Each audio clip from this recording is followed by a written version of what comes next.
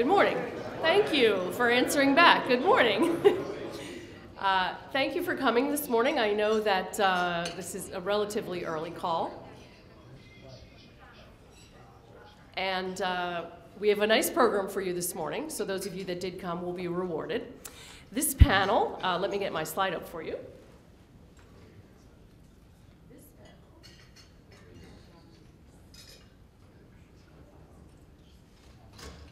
There we go.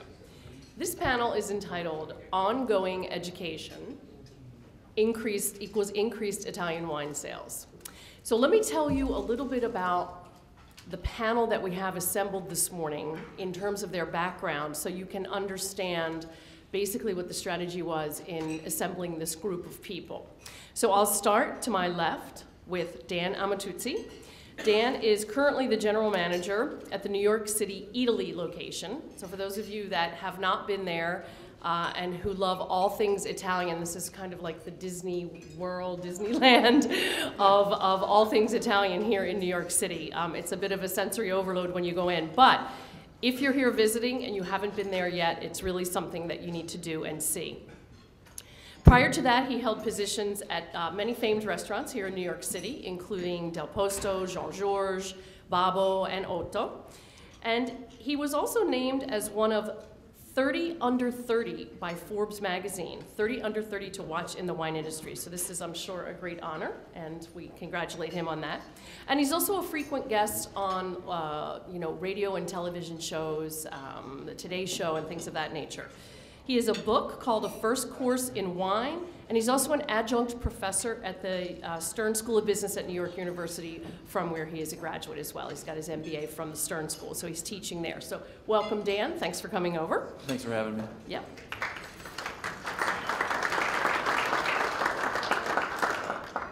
Next to Dan is Alfonso Cevola.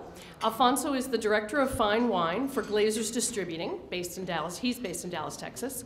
And he's also the author of the award-winning wine blog entitled On the Wine Trail in Italy. And he just celebrated 10 years this year writing On the Wine Trail in Italy. And again, if you haven't stopped in to visit his blog, it is this fabulous combination of Italian history, Italian culture, Italian wine knowledge, tasting notes, sort of all wrapped up into a philosophical, a nice warm philosophical blanket. So if you haven't visited that website yet, you should really do that. On the Wine Trail in Italy. He says he often spends his days making the wine world a safer place for Italian wine. And in fact, he's been doing that for 38 years. So for 38 years in the wine industry, he has, his service has been recognized by the Italian Trade Commission. He received the Distinguished Service Award and also the Vinitaly International Award for a lifetime service to Italian wine. In addition to On the Wine Trail, Alfonso contributes to Dallas Morning News, Wine Searcher, Wine Enthusiast, Le Pain, among many, many other magazines. So welcome, Alfonso, and thanks for coming up. Thank you, Geraldine. I was also in Forbes magazine 70 under 70. Yeah, Forbes. You know, I was going to try and weave that in, but I thought if I don't, perhaps somebody else will. But you look terrific for 70 under 70. To Alfonso's left is Sharon McCarthy. Sharon is the Vice President of Wine Education at Banffy Vintners, and also a past president of the Society of Wine Educators. And she was also honored by being appointed by her. She was also honored for her contributions to the society by being elected as appointed director emeritus. So she's still serving. That means I'm old. She's still serving that same organization. Well, with an organization like that, you need continuity. So thanks for hanging in there, Sharon. Sharon also has a unique link to the Italian Trade Commission in that she worked on one of the earliest Italian wine education and promotion programs in the United States back in 1986. And her more than 30-year career has seen her present Italian wine education to everything from consumers to Fortune 500 companies, and we affectionately refer to her in the wine industry as the First Lady of Wine Education. So thank you, Sharon, for blazing that trail as well.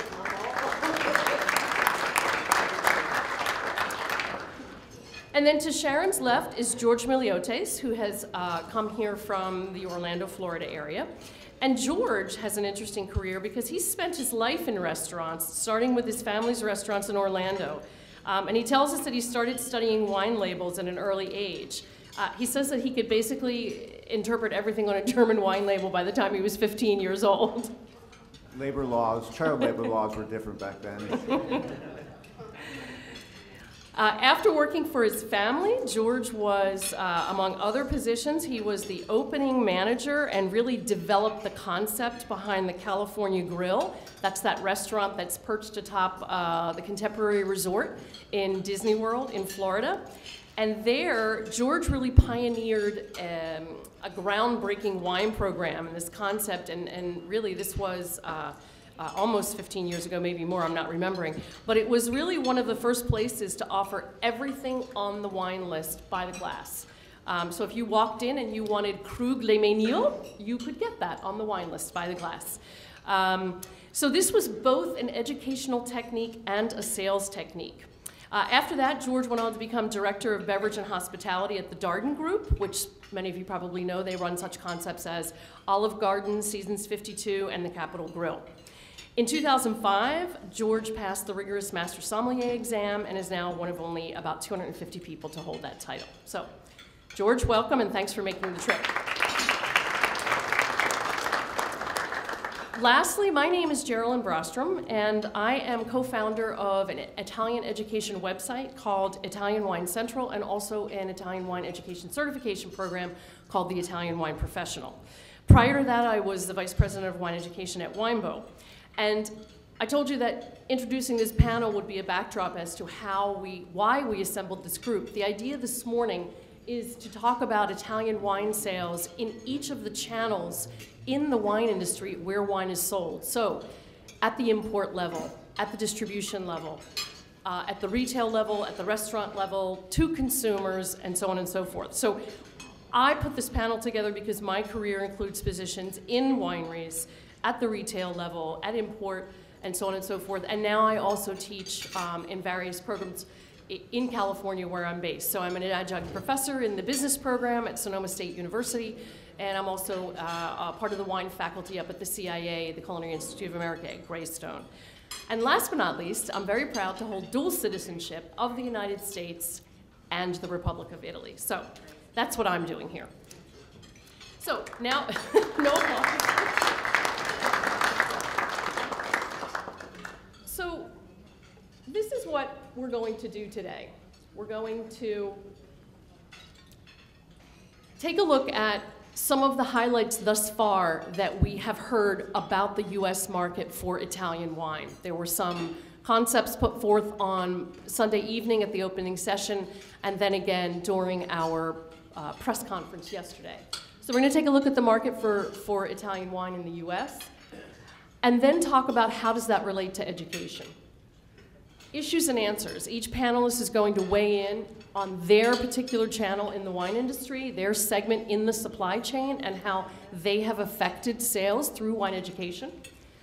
We'll have a panel discussion, and hopefully at the end there'll be time for Q&A from the audience. So we're really looking for you to generate some of the content for this session. So have your breakfast, get your brains refreshed, and then be sure you can ask some questions. So here are some of the key business indicators that we looked at over the last 2 days. And a lot of this, if you follow the trade presses, you've seen a lot of this presented as well. Consumption in the US is climbing, right? We're at an all-time high in terms of consumption, and we're at an all-time high for interest in Italian wine. So how does this fit into the educational aspect of this? Well, here are some of the just a few of the highlights of the expected trends from Rob McMillan's Silicon Valley Bank report that just came out at the end of last month. Fine wine imports will be taking a larger share, okay, and that's really great for Italian wine. Projected sales growth of fine wine, anywhere from 9 to 13%. So as we trade up in price points and we trade up in quality, this is also a good sign. And then last, this has been quite some time, those of us that have been working in the Italian wine business, especially when I was working in import, this is what everyone in the import business wakes up and does. They don't talk to their partner, they don't kiss their husband or their wife, they look at the exchange rate. So the strong dollar is going to give an advantage to imports. So this is actually, you know, a really good sign for us and for Italian wine. So what we're going to do is take a look at how that folds into the education picture and how you can use education to really double the effect of this. So when the panel was assembled, my first communication to them was, because we didn't come up with the title, you know, the organizers of this event came up with the title. And I said to them, do you believe the title of our session has validity? Because I needed to know where they stood. And they all came back with a resounding yes. So that was a good sign. I'll tell you that our philosopher, Alfonso Cevolo, replied. This was his first response. And there he is, of course. Giuseppe Tomasi di Lampedusa said it best in his novel, Gattopardo, se vogliamo che tutto rimanga come bisogna che tutto cambi. If we want things to stay as they are, things will have to change. Without education, we go nowhere. And for this golden era, right, that golden era of increasing wine sales, of increasing fine wine sales, and of an interest in education, which I didn't have up there on the slide, we must push for deeper levels of understanding. So Sharon came back with knowledge is power, right? Knowledge is power. I believe, and from my days in working in port and now, of course, teaching different classes across the country, people come up to me and say, thank you so much for doing this, because, you know, Italian wine is so complex. And I really didn't know if I was ever going to be able to understand it. And I think when you work with Italian wine, as long as all of us have, you start to lose sight of that, and it becomes second nature. But I really believe that Italy's diversity is really the inherent strength in Italy.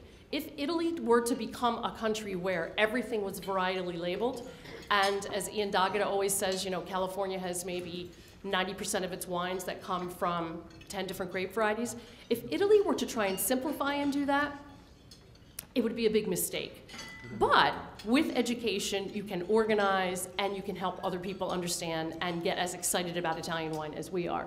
So how do we harness this diversity and simultaneously, you know, foster knowledge at the same time without scaring people?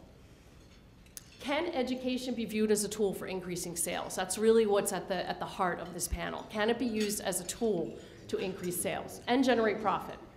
And then, what systems must be in place? It's not unique to the wine industry that when sales are going really well and you start to look at systems and programs that you have in place, that you might think, well, we don't need education anymore because we're doing really well.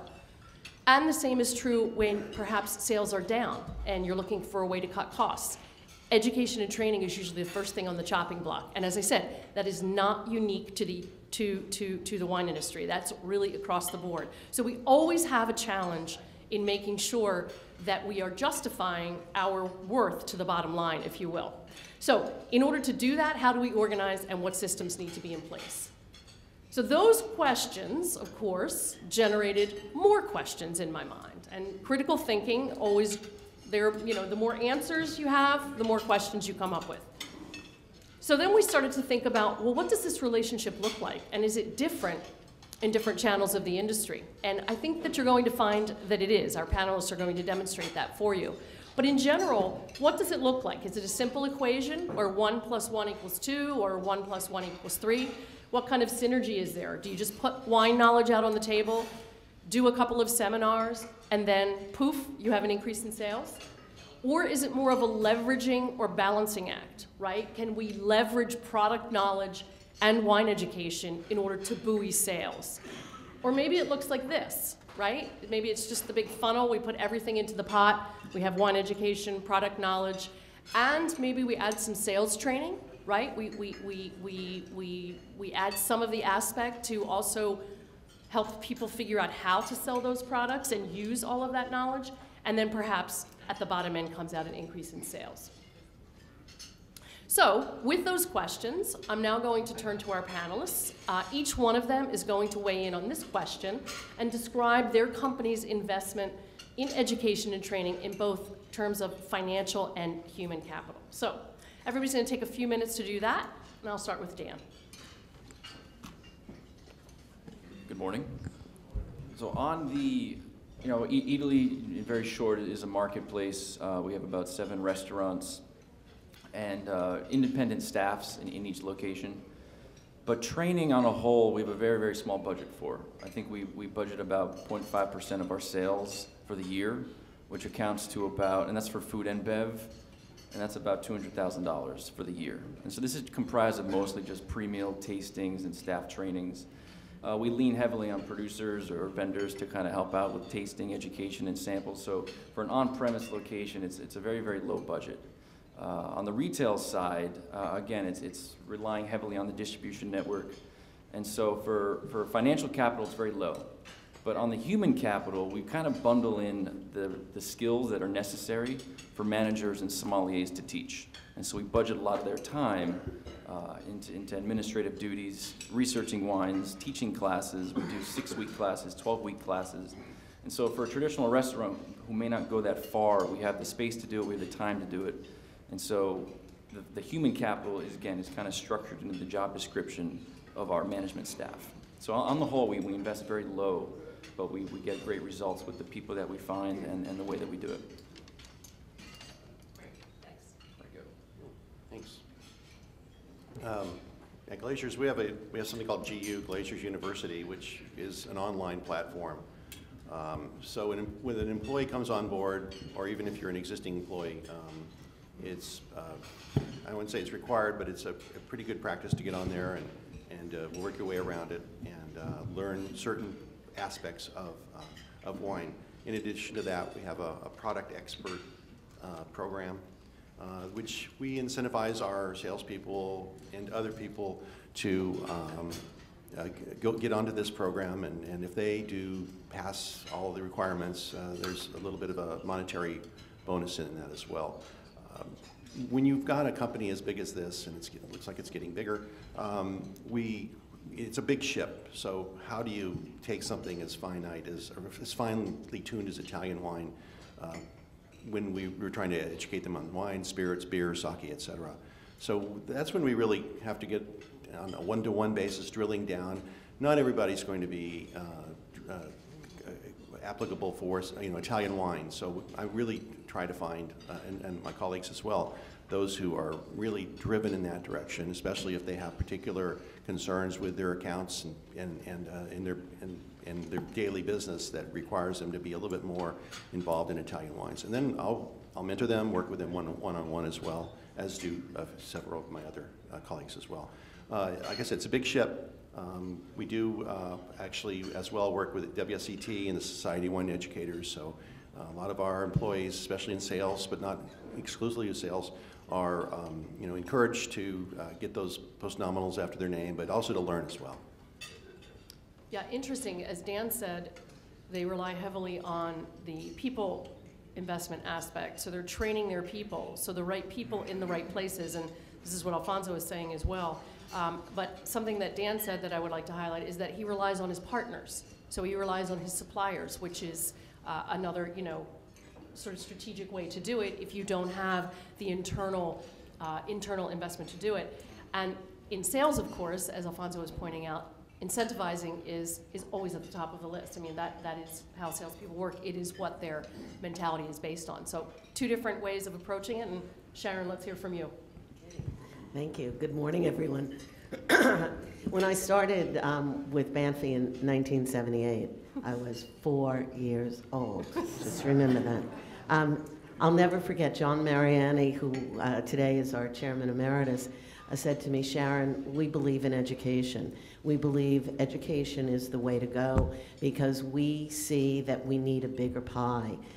John said to me at the time, we can go out and we can sell on cost, or we can do this, we can try to steal somebody else's piece of the pie, but they're going to come back next week or next month and try to steal our piece. The only way that we can all get a bigger share is through education. We need to make a bigger pie. So we've done that. We've always believed in education. In 2000, we began an education department, a wine education department. We're very proud of that. We've got a couple of people on the team. In fact, it's right now Bill Whiting, myself, part-timer Dino Altamare, and also Neil Trimble.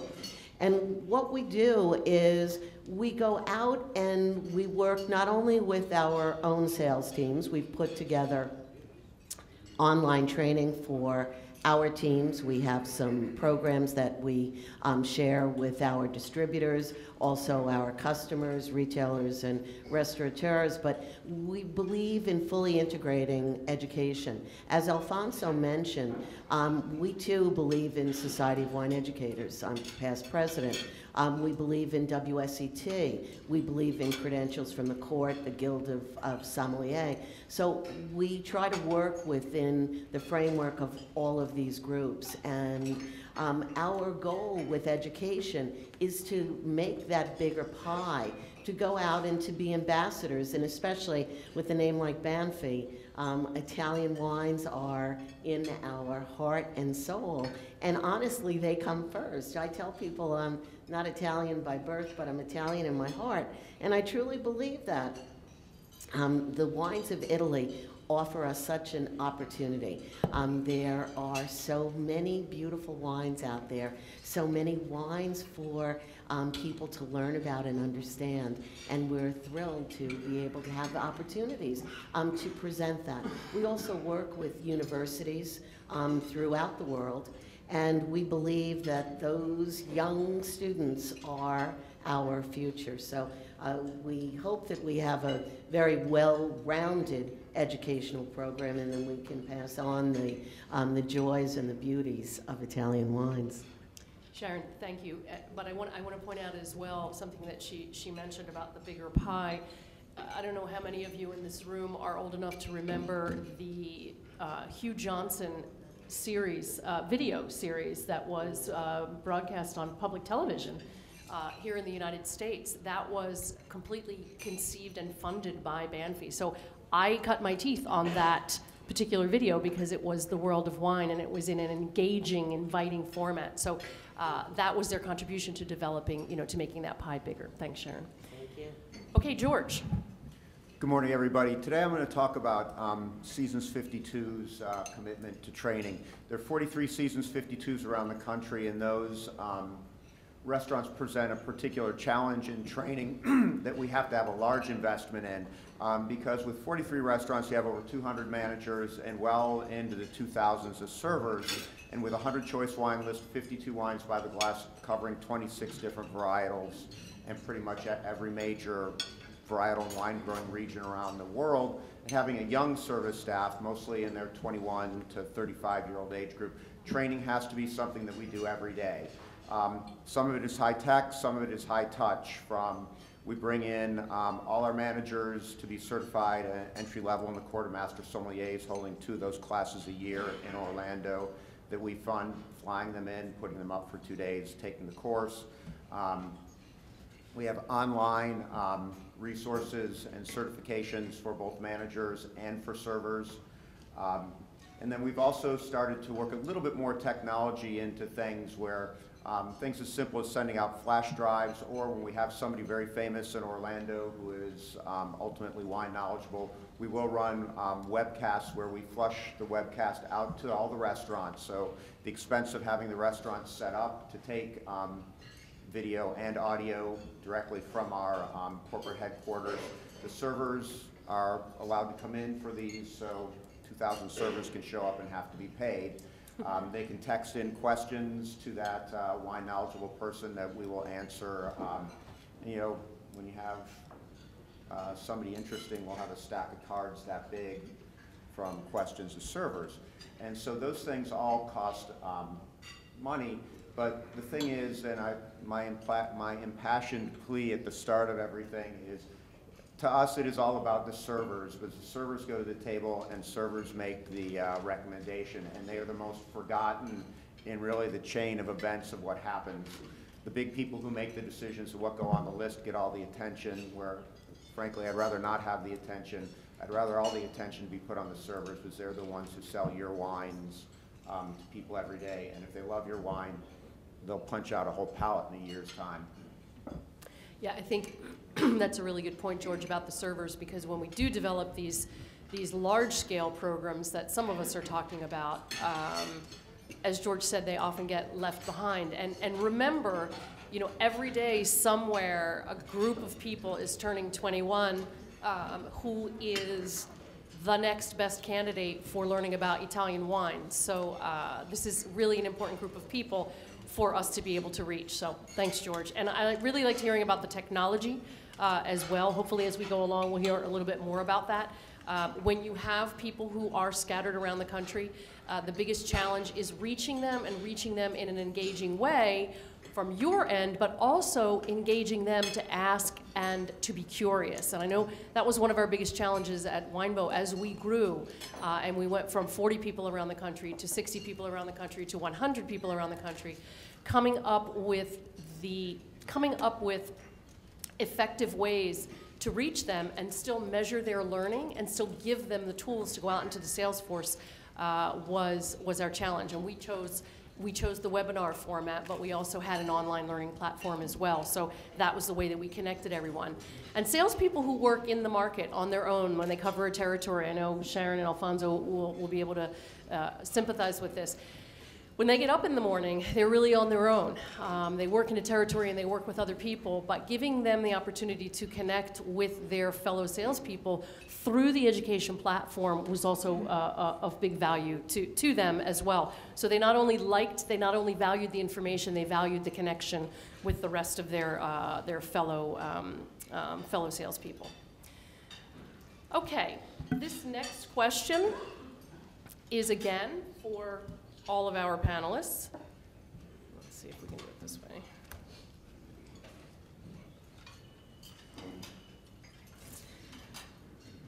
So in terms of looking at education as a value-add program, and this comes back to being able to connect education to the bottom line, but also make sure that there's funding for an education initiative. We've heard from a couple of people that it is an expensive proposition. So dealing with the specifics of your channel, on-premise, off-premise, et cetera, what systems have to be in place for Italian wine education to generate sales? Dan? So we're blessed to have a retail component within the restaurant environment. And so with wine, everything's contextual, and we can talk about the grapes and how they taste, but tying it into the things that we love, food and culture, make it a lot easier.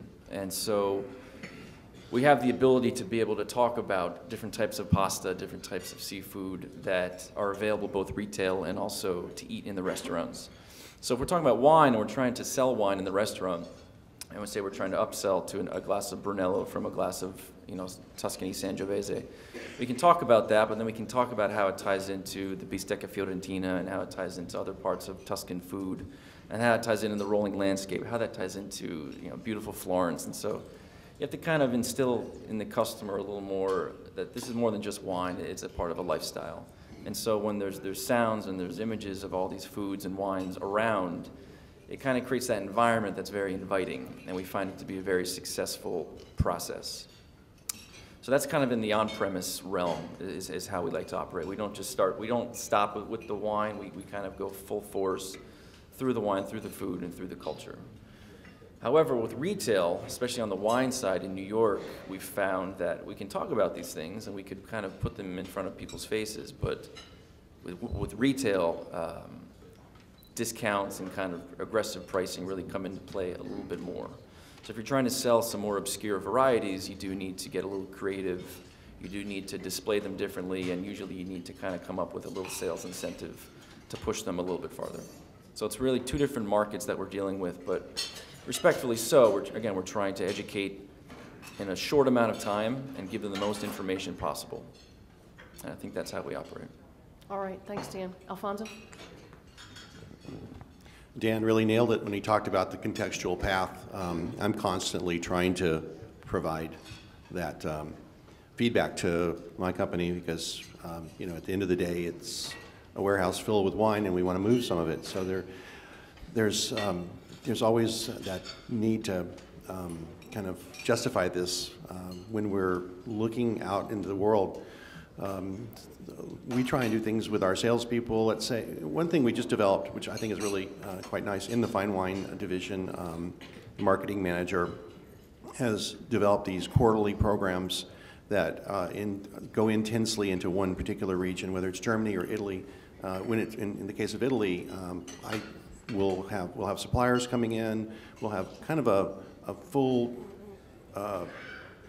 court as far as just assault, and we'll tie it in as well. Let's say if we're doing Montalcino and we're doing Brunello, we might have salespeople that we're educating them on the different kinds of Brunellos we have, things like that, but also, the proper channels to drive those wines into, whether it's a steakhouse, whether it's an upscale Italian restaurant, whether it's an independent retailer, whether it's maybe it's one of the larger retailers like Costco or Total Wine that have those in their sites as well. There's a little bit of a scatter shooting to that as well, because we're trying to please a lot of people, but at the end of the day, we're on the front lines trying to find the consumers as well. So I spend a good deal of time as well talking one-on-one to consumers or one-on-40 to consumers and things like that as well. It's not anything that I can take back. Sure, if we're doing an event and we're talking to these people and they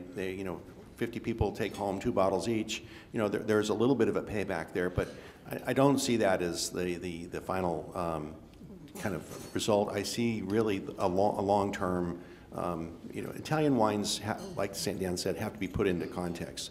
So it's I hate to say it like this, but it's kind of like missionary work. You just can't keep doing it once and then go to the next town. You have to keep, kind of doing it over and over and over and over again. But after 20, 30 years, you do see the results.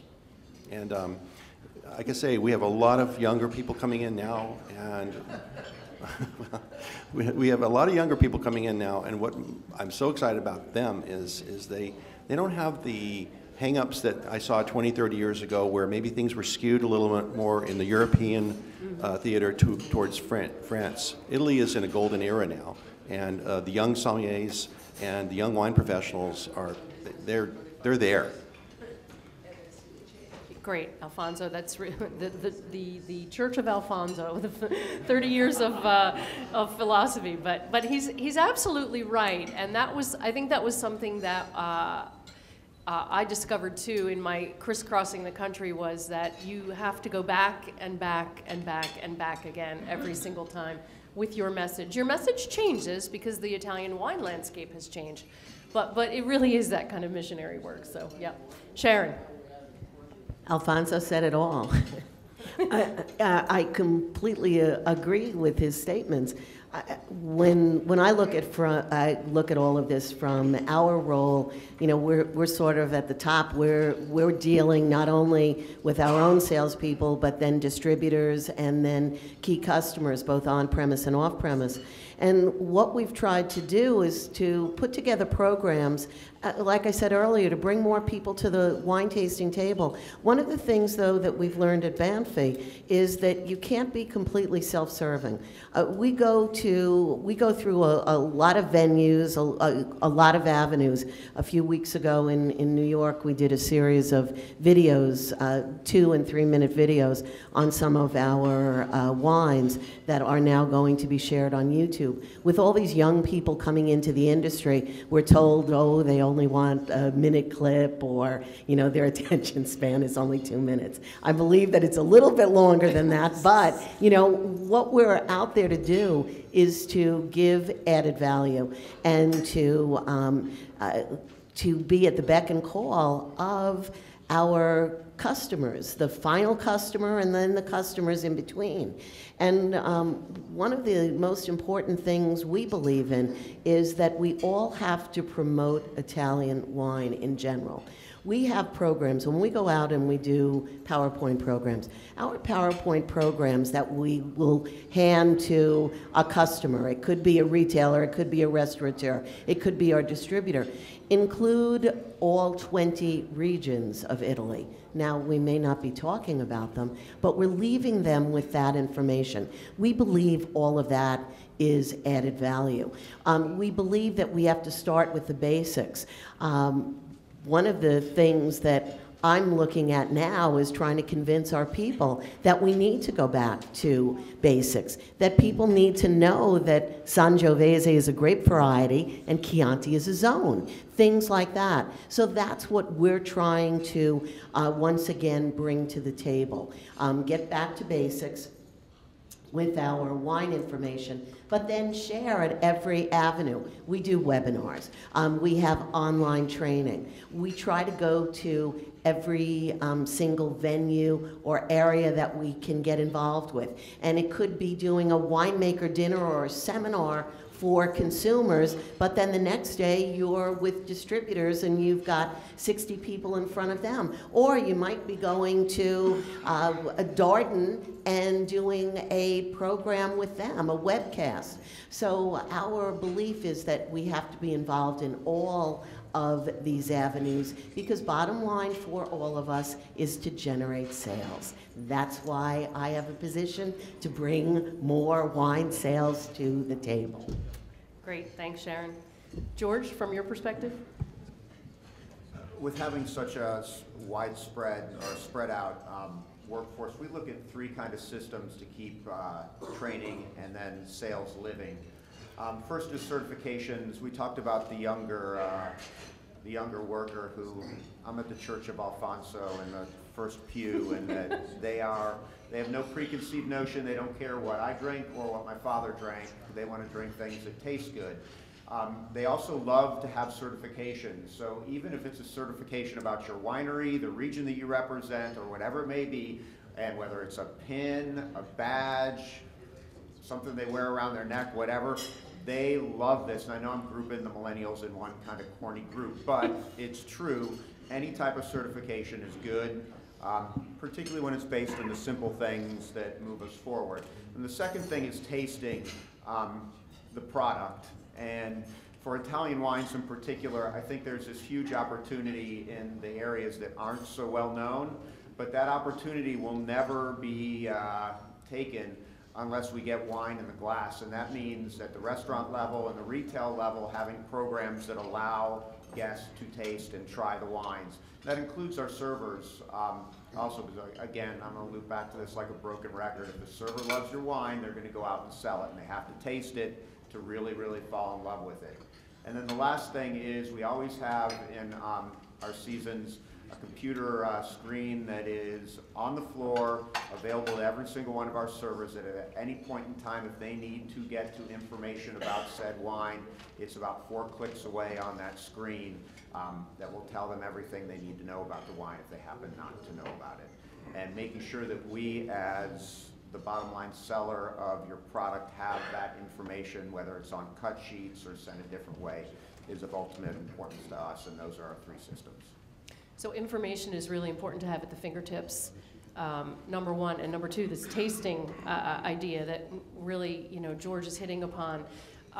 We got an update yesterday from Ian D'Agata, who's written the book on native wine grapes of Italy. The number is, of the grapes in Italy that are DNA typed, there are close to 550. And so with complex names and that many grape varieties, it's really important to let people taste. And I know even at my stage in my career, I'm always really pleased if somebody offers me a taste of something that I hadn't had before, and it really kind of lowers the risk in the investment, but really moves things along. Okay, so we have touched a little bit upon this, and this question is for Sharon and Alfonso specifically because of their long careers in the industry. Take maybe just a minute or so to just tell us what is different now than when you guys started in the industry. Sharon. Remember, I'm old. When I started in the industry, we didn't have cell phones. I mean, seriously, God, we had overhead projectors. We had slides. I went into the basement of our office a few weeks ago, and I found slide trays. I mean, it is so amazing that I can do one click on my phone and pick up information about each and every one of the wines, not only only in my portfolio, but just about in anybody else's portfolio. It's amazing what we've been able to do, really, I've been in the industry 38 years. So for me, the most incredible thing is the ability to offer everything from videos to PowerPoints. Whoever thought of being able to offer a PowerPoint and to embed videos in that? I feel like I'm at Cinecittà. I mean, seriously, who would have thought back 35, 40 years ago that we would have the ability to do that on our own, that we didn't have to bring in somebody from the outside? So I see lots of opportunities out there. And by way of videos and webcasts, we can reach hundreds of thousands of people that we could never, ever do before. Thanks, Sharon. Alfonso? I went to university in Silicon Valley, and I was really lucky to have some visionary people tell me what the future was going to be like. I remember sitting in front of Buckminster Fuller, and he blew my mind.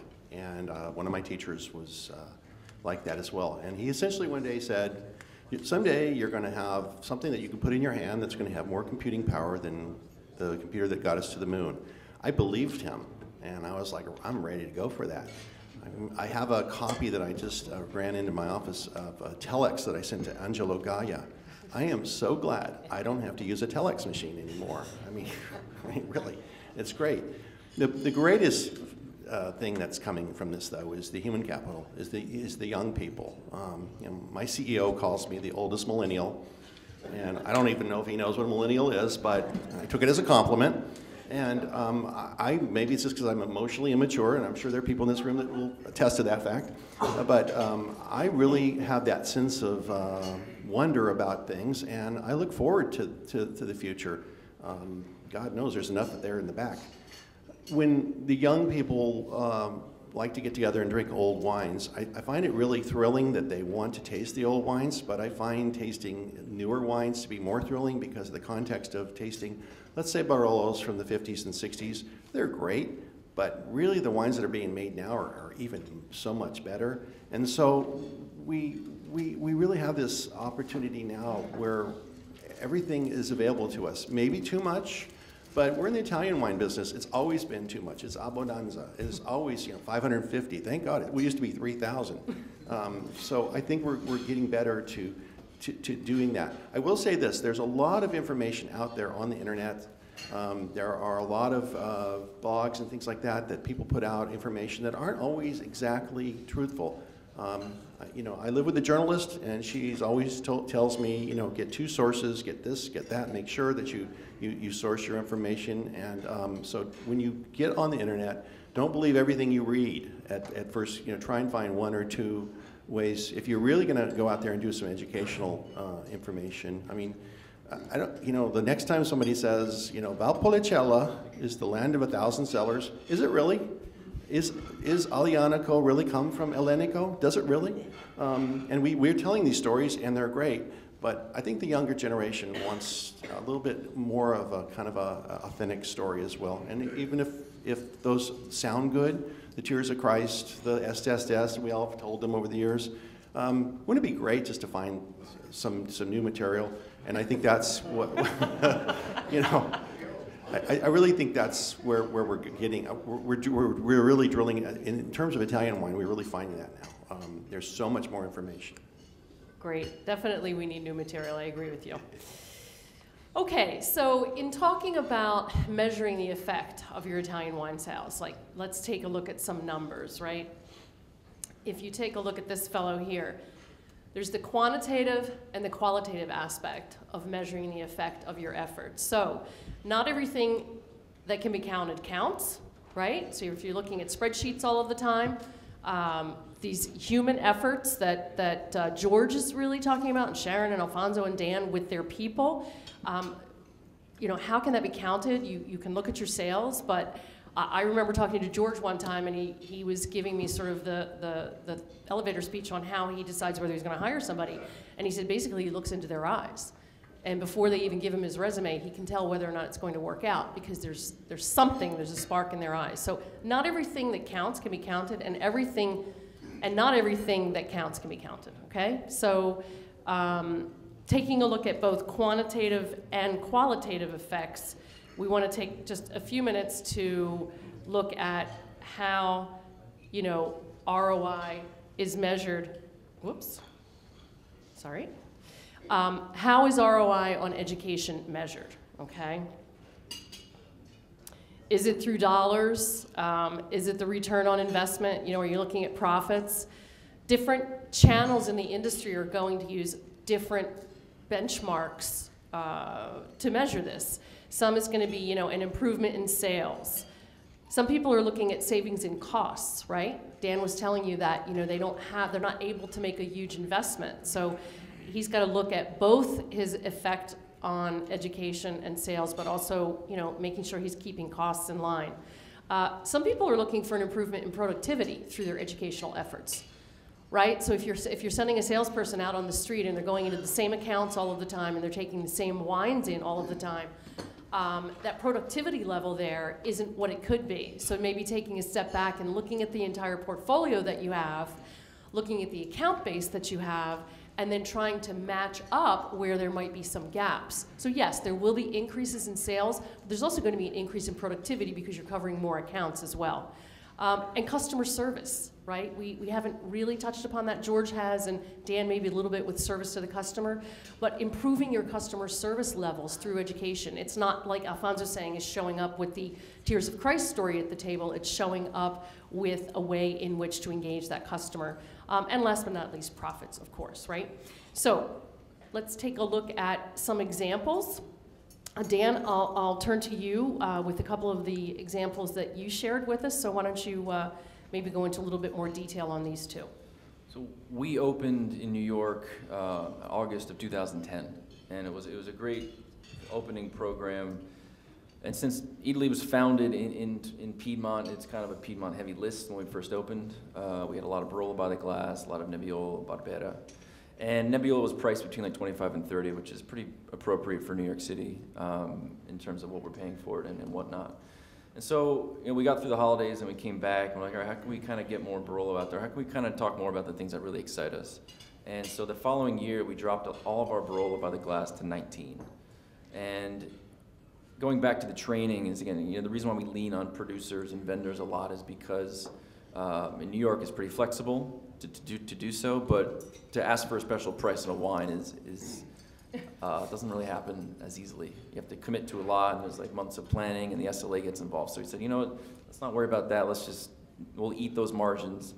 And so yeah, our margins were pretty low, but it showed us that there was a lot of interest in Barolo and premium wines. You just have to kind of let them taste it. You got to talk a little bit more about it. And so for a large volume program, average glass price is like a key metric you keep your eye on. So when we first opened, it was around $11.50, and then for the 4 months of this program, it shot up to about $12.38. And so at 30,000 glasses a month, this was a pretty big difference for us. So profitability was there, and again, the margins were a little bit lower, but what we didn't realize was we started seeing people trading up also on the retail side. So we started selling more Barolo in the wine shop, even though our prices remained constant there. We saw more people buying Nebbiolo in the wine shop. We saw more people buying like Piemontese hazelnut spreads and kind of starting to, it was almost a trickle-down effect to other areas that we did not anticipate. So it was a minor investment on our part, but we feel that we really accomplished quite a bit. And we probably also retained a lot of customers who said, Eataly's actually a place where they're doing different things, or I can try these things for a discount and we'll see what happens. And so that was kind of one of our better success stories we've had. Since we've also opened, we do these monthly promotions from time to time, and since we've opened, we've done about 28. And so they can span everything from just Chianti to doing wines from Sicily to Liguria and whatnot. And it's like a full-on blitz. And there's obviously some sponsoring coming from the consortiums or from the regions, but we've seen great increases as well. So people are interested. They want to know more about what we're offering. They want to know more about the stories. We're talking about kind of coming up with new material, but if it's the first time they've heard it, it's pretty damn good. And so, we're kind of still in that vein as well. Like, your parents drank Soave, but so can you, or whatnot. So the demand is out there, and for Eataly, it's kind of a zero-sum game. If they're there, if we didn't have this promotion going, they'd probably buy something else. But I think it shows that you don't need to do much. You just need to kind of have a clear, concise message put it in front of them, and then see what happens. The other angle that we really like to play up is, if this is your first foray into Italian wine, try it, think about it, and then, what does it remind you of? For a long time, I always felt that if you're going to study Italian wine, be a fan of Italian wine, you need to jump in both feet into the deep end, because you kind of can't look back. You got to get as far as you can. But the more I realize is that you kind of need to have one foot in, one foot out. I think a lot of people, they like to take that first step and say, all right, this grape Aglianico, what is it like, but what does it remind me of? And then they kind of scale back and they say, it reminds me of this Zin I had in California one time. And there could be no relation, but they don't get so faded. They don't get so glazed over. And so it's kind of a nice strategy where they're taking more baby steps rather than this full-on immersion. And so we found that approach to be pretty successful as well. Yeah, I would echo that with, I just finished teaching a group of culinary students at the CIA, and the day that we had to do Piedmont was, one girl looked at me, some of these students are just 18 years old. They've come out of high school and they've begun a culinary or a baking program, and there we are trying to teach them about Piedmont, the Cruise of Burgundy and things of that nature. And when we finished Germany, she looked up at me and she said, I think I want to cry. And I said, no, don't cry. We'll talk about Italy tomorrow. But I think Dan's right about that. And this is, again, this is the realization that is when you spend as much time in the industry as I have, you have to take a step back and you have to put yourself in the shoes of the other person. So I appreciate you bringing that up. And I think also this business of measuring before and after the promotion, if you are going to do a program, be it a month-long program or a year-long program, you've got to look at your numbers beforehand, and you have to look back, right? You have to look at whatever, if you're doing a 4-month promotion, look 8 months back. If you're doing a year promotion, look a year back. And then you have to do the follow-up. I think this is where a lot of people fall short in trying to demonstrate an effect on the bottom line, which is after the promotion is over, what are the changes in sales? And like Dan was saying, we notice that trickle-down effect. So it's not just a flash in the pan. If you're going to attempt to measure your impact, you've got to really take a wide window view of it. Okay, Sharon. Sharon's got 2 examples of a program that they ran, but also I'd like her to talk just briefly about this Cru Artisan College that Banffy is running right now. We did a program, in fact, it was really a few weeks ago, and it was in a very large account where we couldn't taste wine.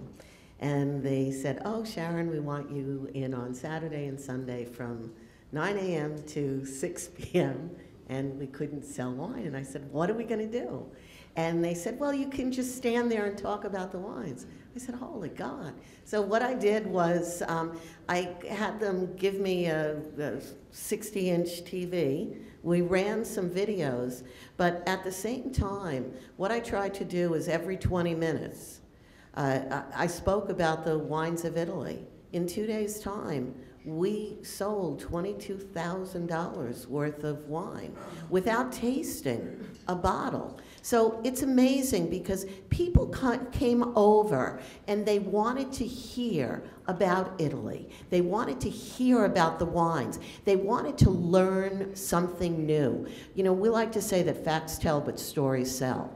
And it's the stories. In 38 years of being in this business, no one has ever asked me the pH of a wine. But guess what? They have asked me what Sangiovese, or why Sangiovese got its name. Is Tony Verdoni in the room? Because I remember the story back in the early 1980s that Tony told about Sangue di Giove and so on and so forth. But people love those stories. And I do agree we need some new information. I got some new information yesterday from Attilio Scienza. I mean, absolutely fabulous. I hope that's on tape because I couldn't take notes quickly enough. I also asked him if I could work with him for a year and just listen to what he has to say. But stories sell. So that was one example, and it was just a few weeks ago. The other thing that sells for us, we have a program that we started a couple of years ago called Crew Artisan College. Crew Artisan is a team of specialists in our portfolio. They're an adjunct to wine education. And we started this Crew Artisan College where we take our suppliers coming in, our producers coming in from Italy, and we give them literally a one-day venue in a number of different cities. It could be San Francisco, it could be Houston or Dallas, it could be Philadelphia, New York, Miami. And we take them out and we invite sommeliers, we invite retailers, restaurateurs, and even some, high-end consumers who might be part of an account. And we bring them to the Crew Artisan College. We've had great success with that. We only do it once a year, but we have people who are clamoring to come to our college to learn more about not only these producers, but what Italy is all about. So these are two of the things that we're doing within the framework of Banfi, and we're proud of the successes. And still enlarging the pie, right? That's right. Okay, George, let's hear about this, as you say, simple yet compelling example. All right, I'm not the smartest one up on the panel here, so I'll keep mine simple and direct. We run a subtle happy hour program at Seasons 52. From 4 until 6, you can come in for $15. You get a flatbread and 3 2-ounce tastes of wine. What makes it special is after you try your 3 2-ounce tastes of wine, you can buy a whole glass of any one of those 3, the one that you like best. Now, the program that we have up here had Verso Salento, Charles & Charles Cabernet, a 90-point rated Cabernet, and Jolie Saison Gamay, a Gamay that we blended at Seasons 52 with Georges Duboeuf. So everything was stacked against the Verso because in this program, Cabernet always wins. But this is where the greatness of Italian wine and the opportunity in Italian wine presents itself to me, because with the Verso, I think everything comes together. I have a wine that's different because I can train about a little bit of a Passamento juice put into the wine. So there's something different about the winemaking thing. And let's be honest with ourselves. Nobody got up this morning saying they wanted Negro Amaro blend, Primitivo blend this morning. Nobody did that comes into my restaurants. So we got to train our people what makes the wine special. All right? It's priced right so I can put it into this type of promotion. And then last but not least, we train them on what it is, but then the guest tastes it. And I gotta loop back to, if we don't get wine in the glass for guests to taste, they're never gonna buy wines. It's a subtle sampling program also. And here I'll reiterate, Cabernet always wins. Well, not in this case, because Verso took 41% of the people who got full glasses after they tried the 3, got the Verso. Never, ever would I ever expected that to happen in the promotion. We were sure that Cabernet was going to be the big seller. This is where taste is great, price is right, and a little bit of education with the service team goes a long way. And can I say one last thing? Sherilyn talked about eyeballing people. I know it's weird, but with the advent of these, people don't look at each other anymore. And servers, really good servers, are not afraid of eye contact. But there are a lot of people who are afraid of eye contact. I don't want them working for me because people only know you care when they make eye contact with you. If they don't make eye contact with you, generally that's a sign of what? They don't care. So you want to know a good salesperson? Find people who aren't afraid to eyeball other people. Anyway, enough said.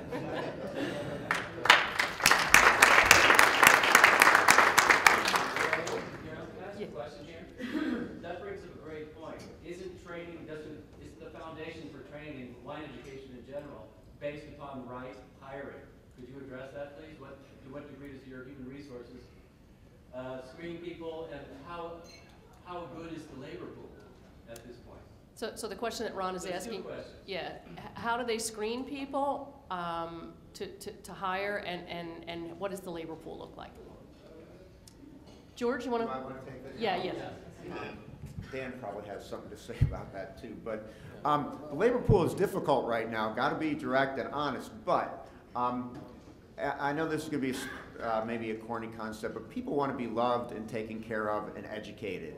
And so if you put them in an environment where you're going to teach them every day, Maybe they don't know about eye contact when they come to you, but if you see the ability in there, you got to teach them and you got to show them that you're going to sell more if you use simple things like the Sullivan nod and simple things like making eye contact and listening to your guest.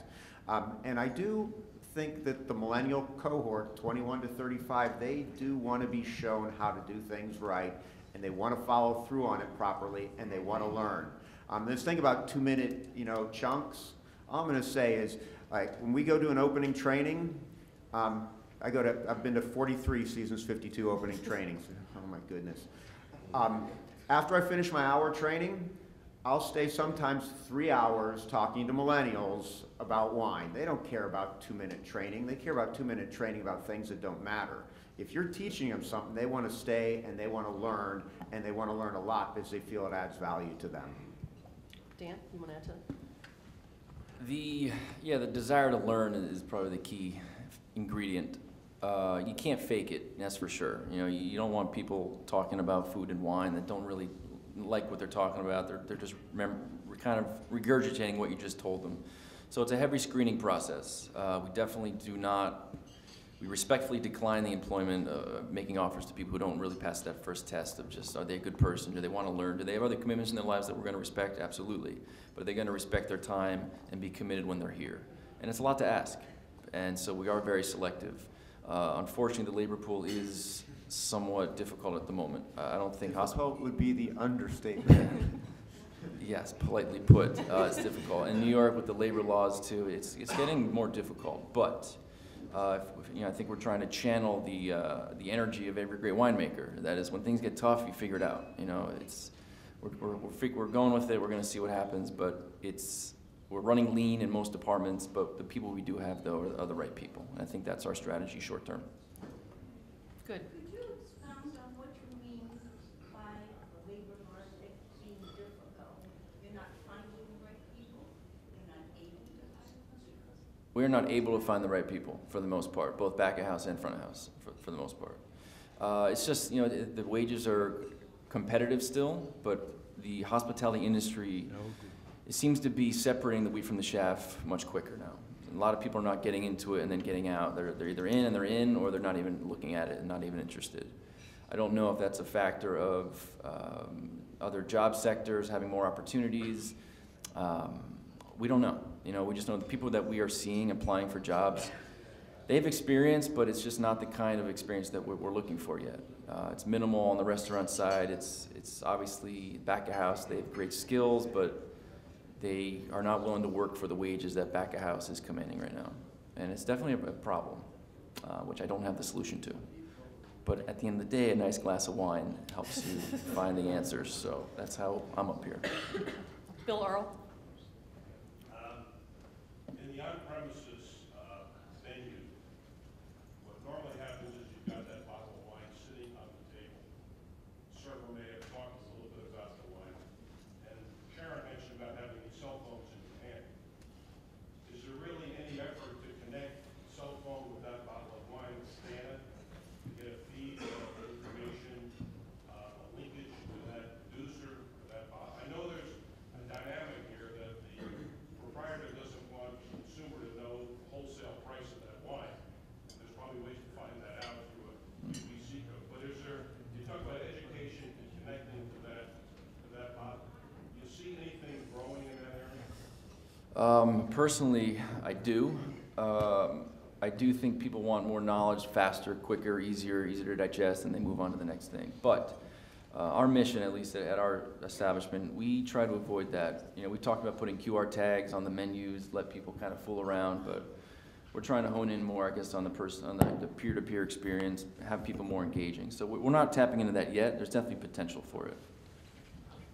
I'm on board with Dan. I don't think the guest, when they're in my restaurant setting, necessarily wants to go to a website on their phone to learn about the wine. They'd rather have a short and expert story from their server. But I do want to mention the thing about price, and everybody gets so crazy about my guest in my restaurant finding out the wholesale price of the wine. My guest is a smart guest and knows that it's going to cost them less when they go into retail than it's going to cost in the restaurant. And I couldn't care less if they go out and they find the price. And if they want to call me and have a discussion with me about the price of my wine in my restaurant, I'm happy and often do have that discussion in a very nice and round way. And so I'm all for people being able to hold us accountable. I've been held accountable on social media for something I had priced wrong nationally on my program. Hey, more power to the person who saw it and helping me fix my issue. So I think it's a great thing. I just don't think guests at nicer restaurants and venues where there's a feeling of what's going on really, really want to go to a website and start reading on their phone. There's enough of that going on in their life 24/7. Interesting. Okay, other questions? We do have time. Other questions? Yes, ma'am.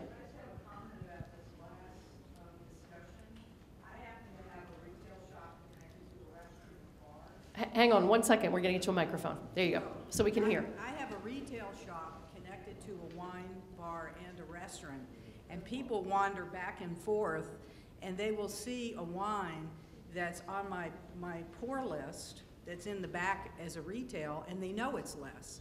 And the constant comment is, we all know retail wines are less than they are in restaurants because they know there's overhead involved. And they can pick up that bottle and come in, and we just charge a corkage fee. And I have a huge wine list and a retail shop all piled in one building. And I never have a problem in the comment that he made, that anybody gets nervous about that. People Right. are smart, generally. Thank you, thank you. Other questions? Yes, Bill. And- Hang on 1 second so everybody can hear you. This is directed at Dan and the, I guess, Barolo promotion. I don't know if it's really a promotion, but Barolo is a wine which has a lot of astringency, which actually sort of expands and is sort of a little bit unfriendly to consumers.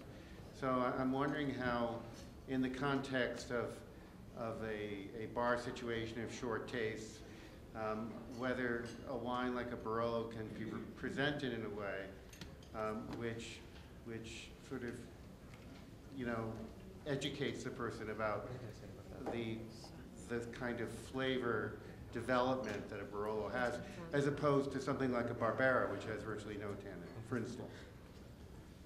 The demand to try it and taste it kind of outweighs maybe like the culinary logic for it in a restaurant setting. We're definitely not pulling corks of serious stuff that is, powerful as it is. Like, they're younger, softer styles. But, the story outweighs, I think, that angle. And I think just the name Barolo was enough. People are interested. It talks to the story. We can talk about how wines age and how over time they kind of get a little more gentle and soft. This is what they're like in their youth. If you are going to drink this wine today, this is what we recommend. And then we kind of talk about bigger, heavier foods. So we talk around it a little bit. It's definitely a valid point you bring up. But you'd be surprised, like, just the desire to try something that is usually a little more unapproachable was enough to tip the scales for most people. And again, it wasn't a crazy amount. Like, we went from selling maybe, about 1.5% of all of our wines were Barolos, like maybe 350 a month, up to about 1,300 a month. So it wasn't like groundbreaking, but it was pretty powerful stuff to see, at least the reaction. And if they didn't buy it then, they would say, "Oh wow, like maybe I'll try it next time" or something. So it made the category approachable, which I think is nice for the consumer. And I think that was the best takeaway for us. Okay, other questions? Other questions? Yes, ma'am. Hi, good morning. I'm Stefania Pepe from Italy, and I'm a wine producer, a winemaker, and also a teacher. I've heard that teaching is expensive. I know because I teach in Italy for $800 a month, and I do it because I love it. I love to share my passion, I love to share my knowledge, and I think the beauty of a teacher is to give other people a chance to grow. I want to propose one thing. I'm a widow now and 2 babies, so I cannot travel so much for teaching all over the world. But why don't we think about teaching courses on the internet? I'm free. I offer to you my knowledge by free. I make organic and biodynamic wine. So I want to share my love with other customers. In this way, can we help you to sell more wine, organic and biodynamic, safe for the body, safe for the consumer, safe for the environment? And I will be really, really happy to help you in this communication program. I was at the Vinitaly at the Wine to Wine, and there was a guy from China that was doing teaching courses on the internet. Was great on the university. So we can do that either.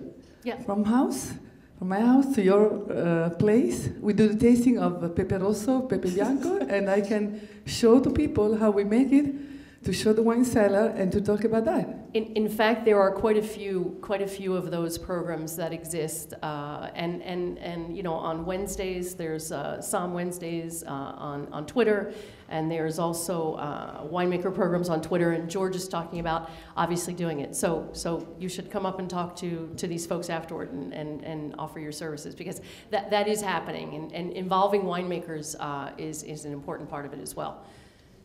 Other questions this morning? Yes. I just was, noticing more and more as we talk about education that it's almost cyclical.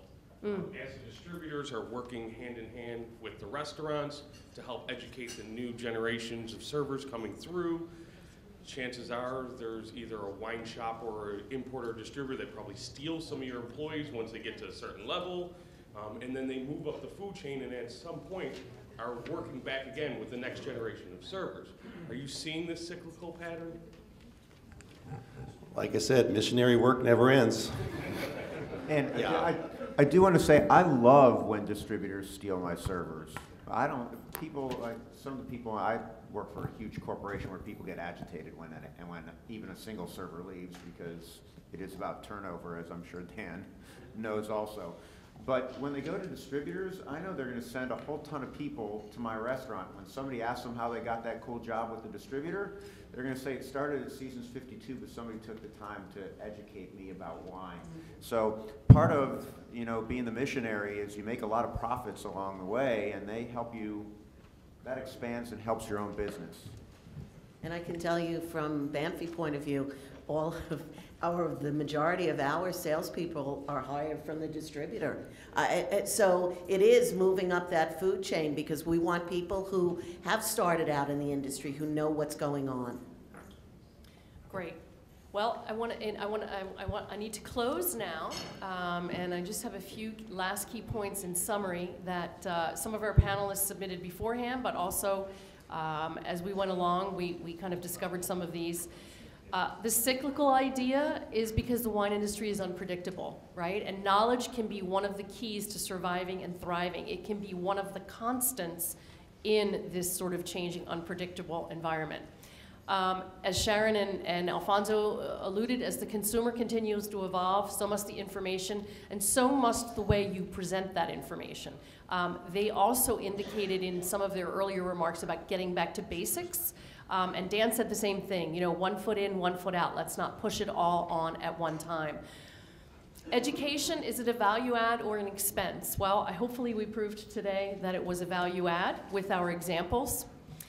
In the fractionalization of the market, we didn't get deep into that, but the wine market is a highly fractionalized market. Education can help you stand out. In addition to increasing profitability, education can help you stand out. And I think Banfi has really kind of demonstrated that with their lifelong commitment to it. And it can help consumers trade up. Dan proved that with his Barolo example, and they're also buying other products as well. So the bottom line is, don't stop investing in education. And I have one last quote. If you Google this, Alfonso, and I used 3 sources when I Googled this, but the last time I heard this quote was at Wine to Wine that our winemaker was talking about. It was an event in Verona in December. The chairman of the WSET was there giving a talk on how the WSET, as a global organization, has to prove its bottom line all the time. They have to prove ROI. They just don't get to go out and teach classes at will. And he used this, but it's not attributed to him. It's actually not attributed to anybody. But if you think education is expensive, try ignorance. So, thank you all.